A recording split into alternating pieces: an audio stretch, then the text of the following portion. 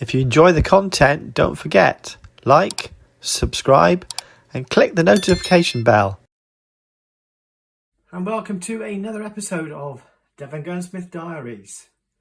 Today we have a Caesar Guerini and we have one of these DTS recoil systems to fit, and the customer wants 3/8 of an inch or 10mm taken off the length of pull.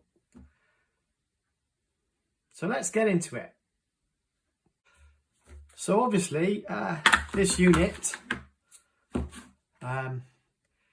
is one of these nice recoil units with dampening springs, so that when the recoil happens it's absorbed, and it's great. I mean, it's very similar but more sophisticated and quite nice version of what I do commonly for guns, which is a weight in the back of the stock.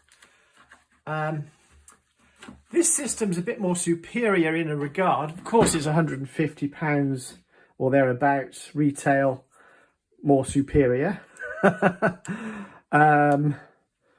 You know, I fit that as part of a gun fit, and generally the weight itself, it doesn't come to any cost. But this system allows you to dial in how much extra weight you want, etc, etc. So there's that part. There's that part of the component. So I'll need to just take off the stock, etc first.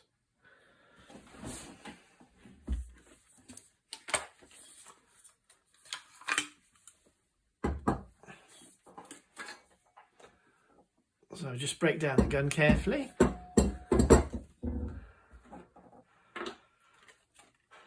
So let's just address this. Obviously the Caesar Guerinis don't often come in to me because they have a lot of the standard adjustment already built in.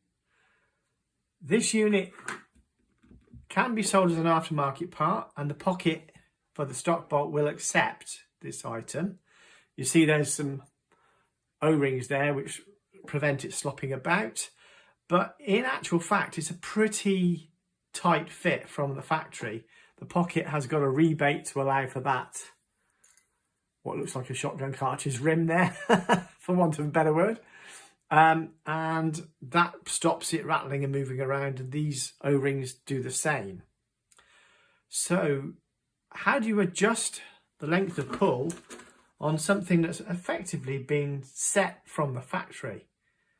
Well, let's just address a few different ways you can approach this.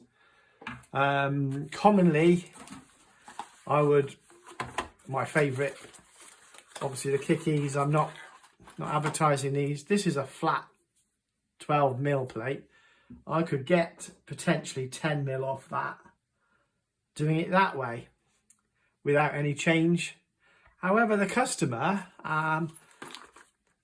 is also an engineer, so he has a very clear idea of what he wants and how he wants it to be done. He wants to maintain the Caesar Guerini recoil pad. Also, obviously, if it was a matter of extending it, it would be a matter of putting in something like that, a recoil pad shim, which would allow you to do that, or indeed a fatter pad, so that you could increase the size that way. So length of pull can be adjusted in those ways, but he's actually quite keen to maintain the exterior appearance.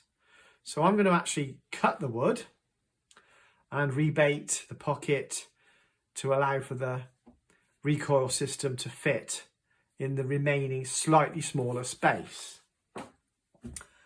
So let's do that, shall we? Obviously you've got to get the rather tight recoil screws out of the pad. So I'll do that just off camera for a second, because I don't want to keep messing with the camera adjustments, because I've got something to show you in a sec.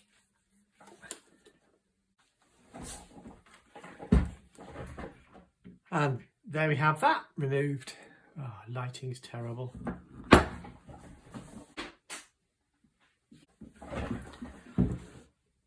So there we have the recoil pad removed.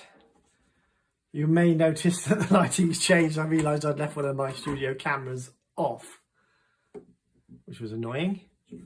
And there you have, it sits in the pocket. I'm not going to put it straight in because it's a snug fit, and if it goes in all the way you won't get it out again. So that's how it fits in there. Now, in order to open up the pocket, I'm going to need something like a forks and a bit, and as you can probably see, I'll just check. Does it show? Potentially. There's a set, there's an angle. Trying to get a good view of that. There you go, there's an angle there, you see.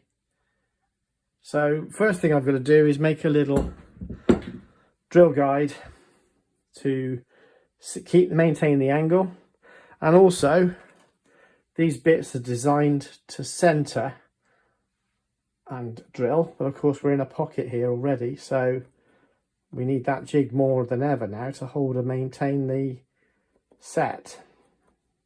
So that's the first thing I do, and obviously take that in by a 10mm movement in, and then we mark and cut the excess wood off the stock. There's enough on the Monte Carlo to allow for that, and of course there will be a little bit of movement on the recoil pad because it'll be brought forward, and there'll be a little bit of grinding to fit to be adjusted. So need to disappear and make a little drill guide. Be back in a minute. Right, so as you remember, I may have showed you this bit before. Time passes and you forget where you are. So that's the angle of the pocket. Fairly clearly. I'll do this a bit nicer.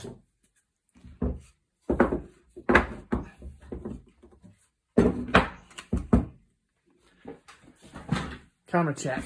Right, okay, well we'll do a little zoom for this then, I'm guessing. Something like that. Right, so there's the pocket and the rebate set. So by the magic of YouTube trickery, there's the guide, so that will be allowed to drive in without a centre, because obviously there's a hole there, and trim out the rebate. There are other ways of doing this. There's clearly more than one way to skin a cat, or cut out a pocket on a Caesar Guerini even. That's the way I choose to do it, because I don't want to be too much tool set up. You can set this up on a pillar drill and set the angle of the table and all this. There's many ways you can do this. That would work only if you've got all the clamping and jiggery and pokery to get this to work. So I choose the simple, keep it simple, stupid, and just make a drill guide out of a couple of bits of ply. So let's see how that goes. So some of you may be saying, well, hang on, Paul, how does that work? There's nowhere for the sawdust to go. Obviously there's a good big pocket there, and we're only taking off 10mm, or basically that shoulder depth there approximately.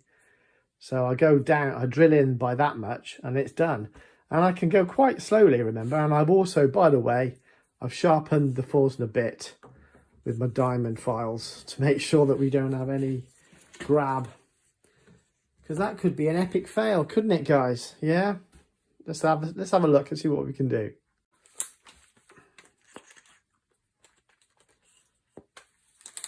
Right, so here we go. So I seat it in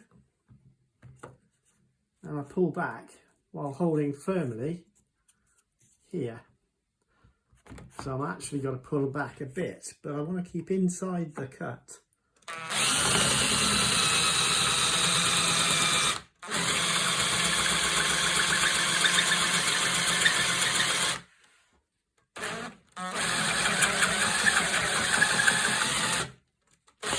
There you go.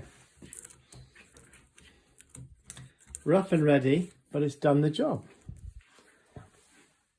As can be seen here, in a sort of a butchery file style. Going to clean this up, make it offer up, and then I can mark and cut. But you can see, can't find my verniers. Ha! 1 second. So, quick probe down to where it was.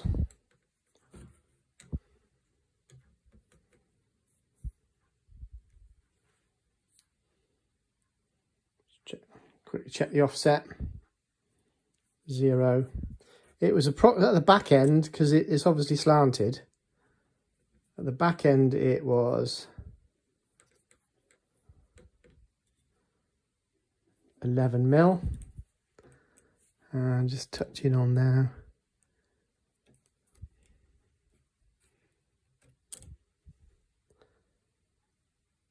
$18 mil, so we're a tiny bit shy there. What I'm going to do though is I'm going to make the cut, and I've already opened that up a bit, so I'm already retaining that grip, and then we'll see where we go from there.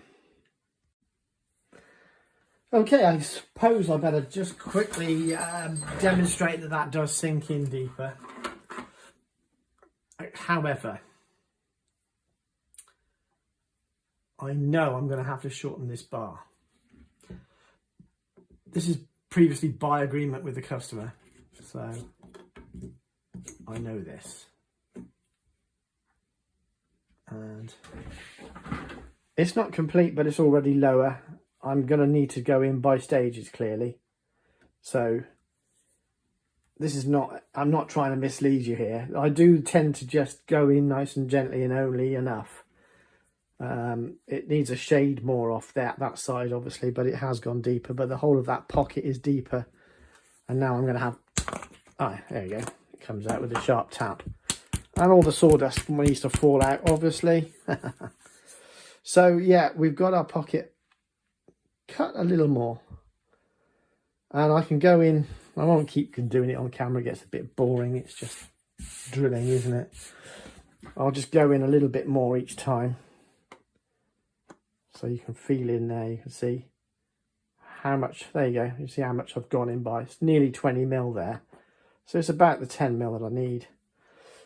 But I don't want to go in too far, because I want this tip, I want this part here to just, it's at present it won't, because it's deliberately deeper. It wants to finish like that. Oh. I'm offering it up and trying to mess with it. Give me a second.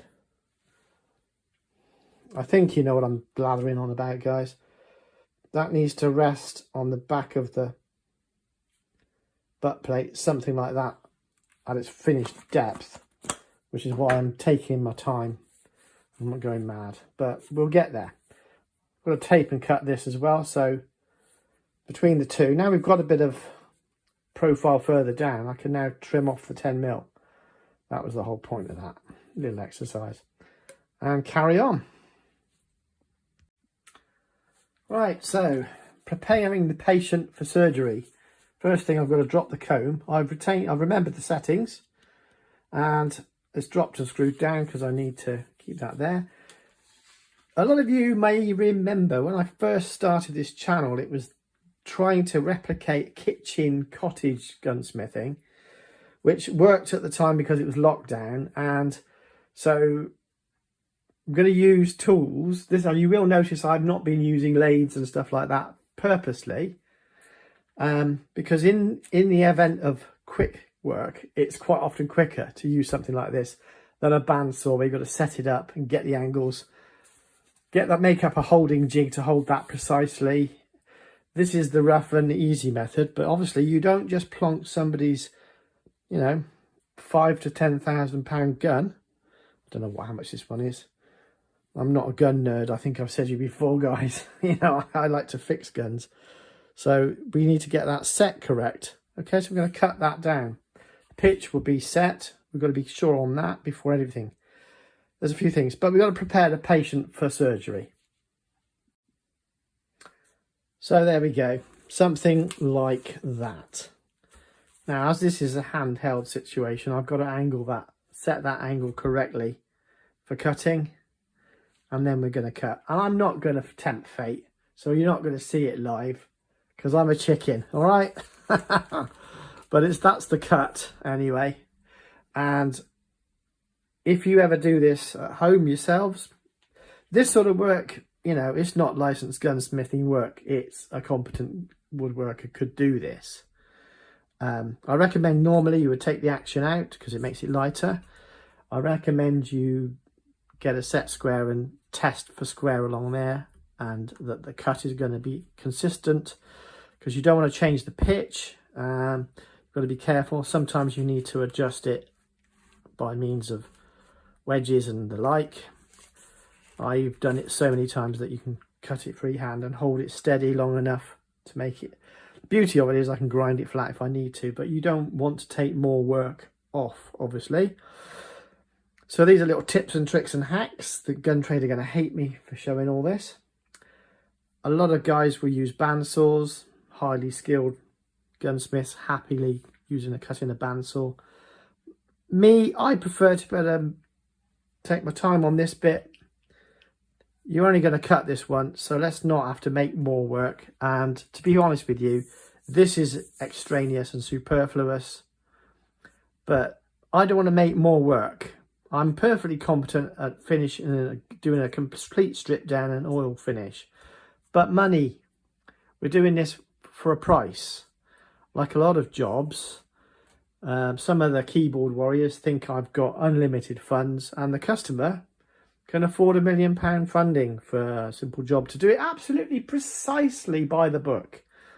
Sorry guys, life is not like that. And we're in, I don't know, goodness knows how many, pre-depression again, post-COVID.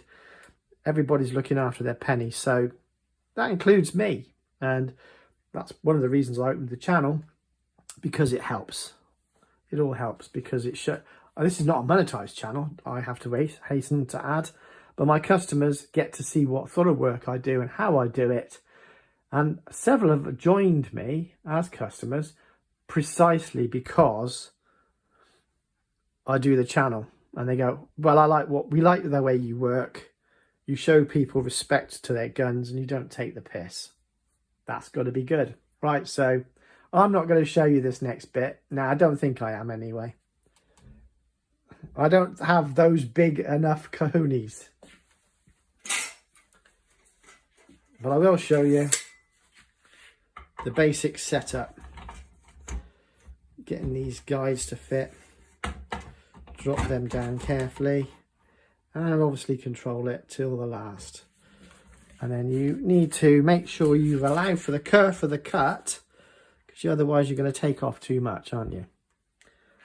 Obviously, you don't want to do that. So, here we go.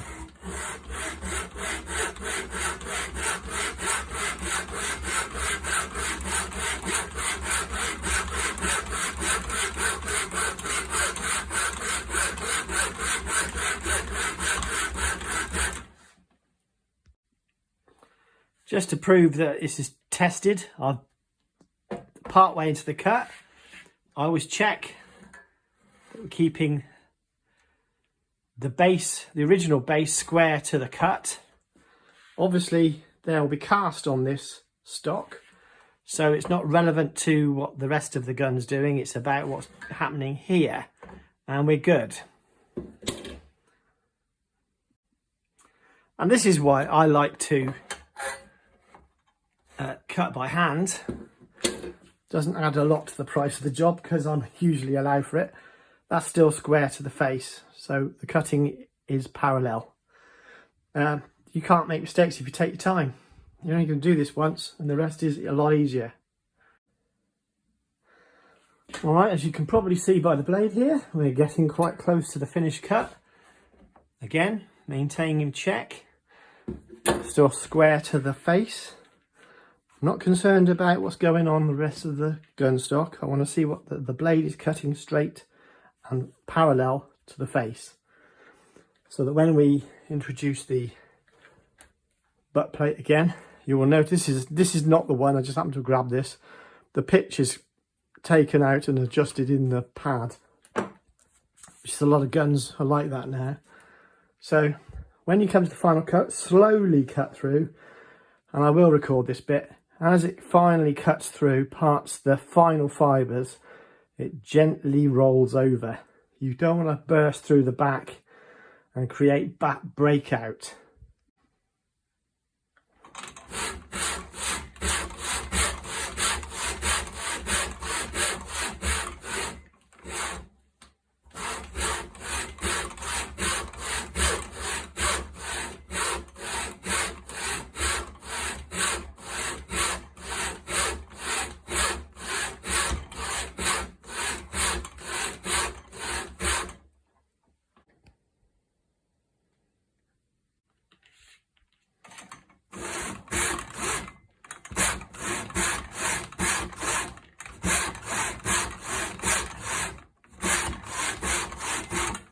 And we're getting close to the back end now. So nice steady strokes. Don't go fast. You can see it's starting to open up a little bit. Gently, slowly. Do not force it. Do not break out. Now you're starting to see it starting to wobble.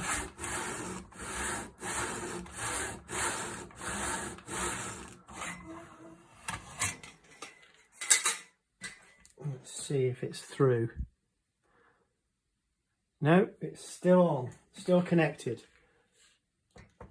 So back on with the saw, one-handedly. Oh, great. I need a film crew. That's what I need. I need an assistant to answer the phone as well, come to think of it, if we're making a list. Right, final cut very carefully.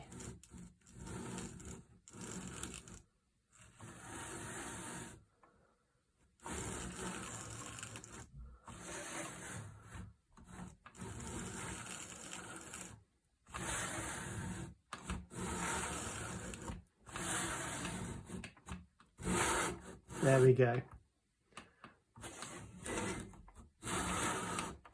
We're through. At this point, we've got to be very careful. There's still maybe some fibres connected, so I'm just going to gently push through there. There we go. You can see a white line now. Ah well, damn it. No epic fails for you guys.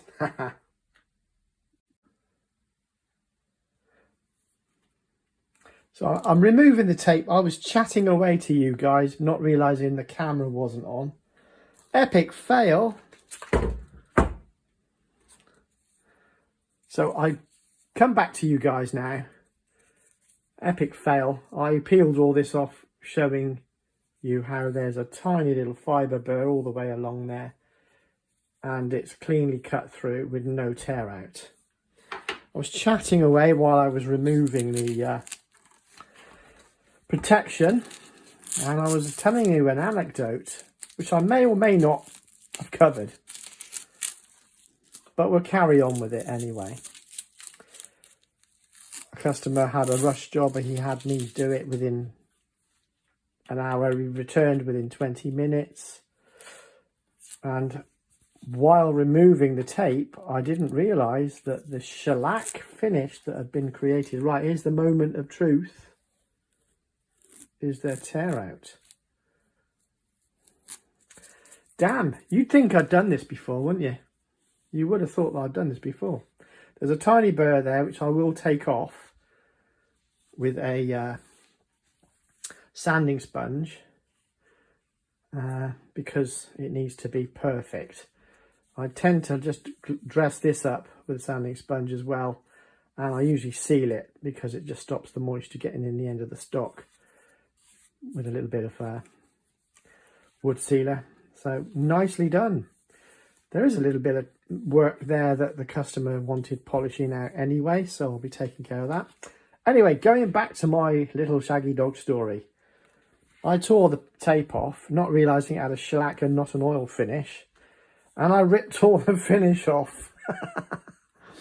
So yeah, there's always that moment of truth when you take off the protective tape. So there's the job done. I don't know where I've put the pad. Oh, here it is. No, I'll get back to you when I found the pad. I don't know what I've done with it now to make it offer up so you can see that. So that's the first bit. I'm going to just deburr this and give that a little polish. Okay, so very gently using a sanding pad, because it does actually give you a nice square to it, but it's soft and it just takes the edge off. Very slightly deburr that edge just in case. And there's a tiny fibre ridge there, as I mentioned before, so we just gently rub that out there. I'm not putting loads of pressure on it, so I don't want this to rock. I don't want to rock on this, because when I put the pad on, it won't sit flat, and that's always a nightmare. They do occasionally happen, and sometimes if you take your stock off and there's a little undercut there where they've ground out a little bit of the wood, it's a sure sign they were having trouble with getting that final set, because there was a little rock in the cut. It does happen, and it doesn't really change anything by the way the gun's used. But there we have it. So just continue to clean that edge up there. A little bit of, if you just cleaning, just ease it off. I don't do loads of this, by the way. This is just the lightest of parcels. I'm not grinding this. As you can probably see, there's a nice finish all the way to the edge. This side is something he already wanted me to finish. There's a little blemish there. But you can see there's a clean division there. I've done this at the old gun shop I used to work at the back of. Still independent, but my colleague in the shop brought in 2 brand new Marukus and said, oh, you need to chop off 1 inch off both of them and grind them. And he was a very good customer of both of us, actually, that had the job done. And he was watching me, holding his breath the whole time. That was quite nerve-wracking, being watched. But I get watched by thousands of people, hopefully one day millions, eh? So we just carry on now. We're getting a nice job done. This is the sort of how to do it. And you can see it's a relatively nice finish, so it will be fairly smooth. I'll give that a little seal. Seal those edges so that you don't get water underneath your oil finish. Give that a bit more of a burnish. All that. Make sure the pad fits. I just need to go and find the damn pad. I don't know where I've put it. Story of my life. Then I need to open up that recess a little more. And the customer doesn't use the 3rd weight on his. And there's enough travel to remove the 10mm off the back of this and butcher up an expensive DTS recoil system. But I'm pretty sure you could actually still get another weight in and still have a little space left to play with. But let me just finish this bit first. Right, I found the pad. Right, so there is something that's noteworthy here. As you can see, dimensionally, that doesn't look a great deal different. However, when you mount it like this, there's a slight line. Oh, it's not showing up on the camera, is it?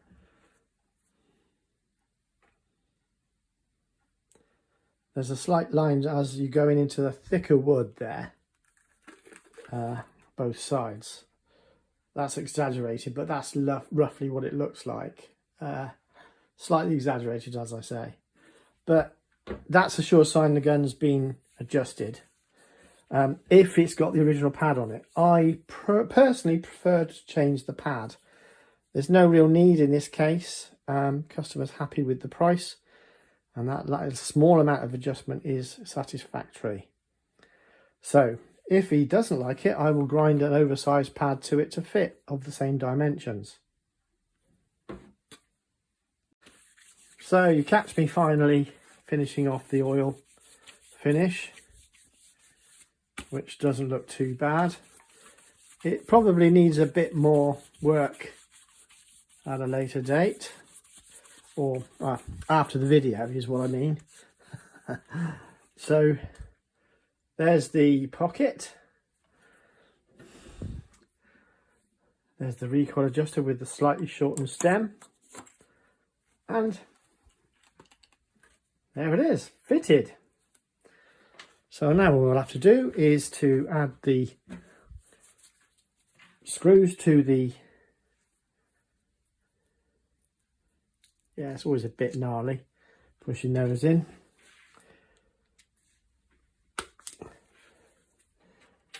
They've got those sort of so-called self-healing tips, but they're just makes it hard to screw in, as it were. Right. So a little bit of this, a bit of that. Get it on the camera if I can.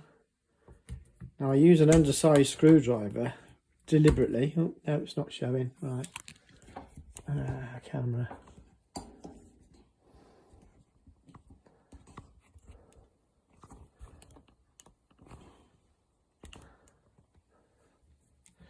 So in the process of getting it screwing in, I use an undersized screwdriver because I don't want to fight all of that rubber in there to get that to fix in.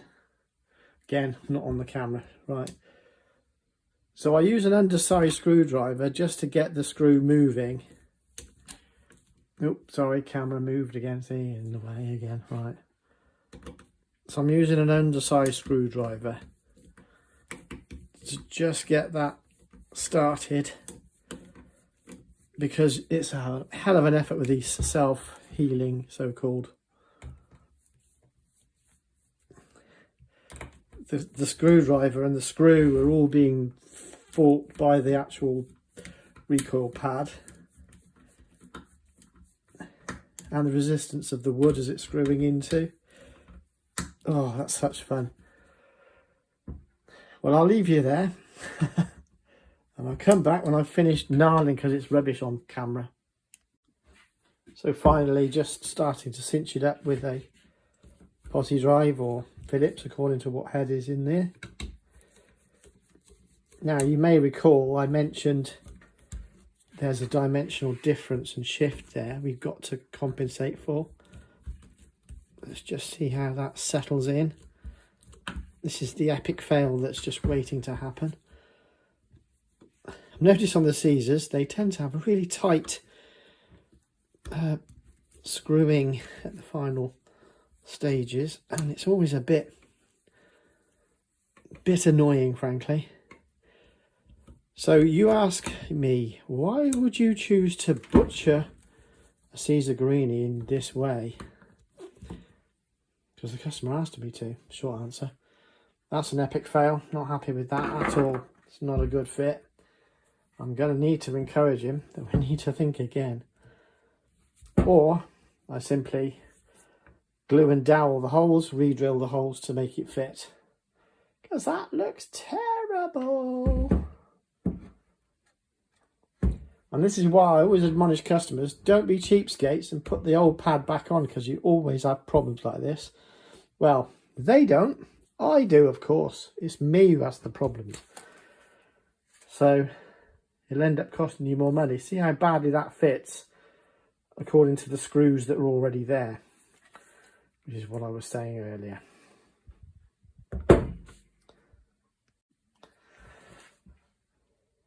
One of the things that helps is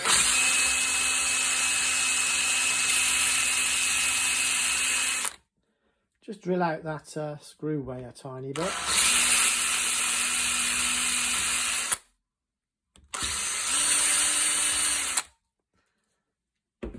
I'm sure that contributes to making a better job.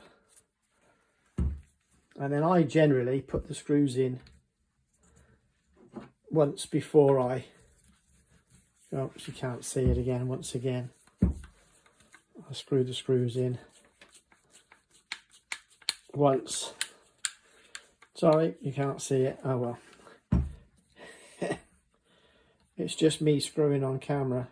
Damn. Anyway, we're coming to the end of this now, so it's all good. I tend to like to just put them in almost to the top. We know then that we've got a nice clear hole. So guess what I'm doing? Plugging holes and re-drilling them, because it didn't fit, did it? Not at all. Terrible fit. This is slightly slimmer here, so every discrepancy on the hole location really shows up, and you've got to get those dead located right. So we will continue. So I just trim them off, and I've put a little touch of the power file on each side just to slightly recess that, because they otherwise bulge out and you get a gap all the way around your work, which is annoying in itself. So now I've got to locate this. I'll have to do it off camera, it's going to be too fiddly otherwise. I've got time constraints today, and I've got to get a good fit with a slight compromise on that edge there. Otherwise it's a new 60 quid pad, and I'm trying to do this within a budget that's satisfactory. And you go, why would you do that on Caesar Guerini? Because the customer's always right. And while he might have had the budget for the gun, continued maintenance is a different situation. So you see, oh, zoom, it will actually fit. It's not a diabolical situation. It's just a slight variation each side, because it gets thicker in the stock. It gets thicker. So just a little bit of fiddling around. I'll come back to you shortly. Okay, so with the screws re-drilled and plugged, and there is a slight dimensional difference, which drives me crazy, to be fair. I don't know why, but when they're making them, they always taper them just that tiny bit, 0.5 mil, towards the back, when they didn't really need to. They could easily have made a pad that just fitted that as is. There we are. Anyway, that's where it is. On the whole, it's a passable job. It'll be an extra 60 quid to put a kick ease on there with no extra labour, but of course I would actually want to be paid to grind that on as well. So this is where time constraints and doing it the right way don't always match. But as you can see from there, it looks fine. As you see from here, it looks absolutely fine. It's only a 0.5 mil, if that, all the way round. So there we go, guys. Another one done. And again, disclaimer, it's always done to the customer's requirements, not the most perfect way to do the job necessarily. But it is a workable, usable adjustment. Like I say, if he chooses to have an oversized pad reground, that's fine. But there we go. Till next time, thanks guys.